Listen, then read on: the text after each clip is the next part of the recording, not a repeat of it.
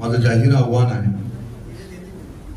की आपण आज हा जो 18 ऑगस्टचा हा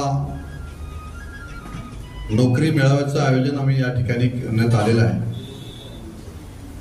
या नोकरी मेळाव्यातून आपण सर्वांनी आपला बायोडाटा या ठिकाणी आपण घेऊन यावं आणि नोकरीची संधी आपल्याला तात्काळ आपल्याला या ठिकाणी उपलब्ध करून देण्यात येणार आहे।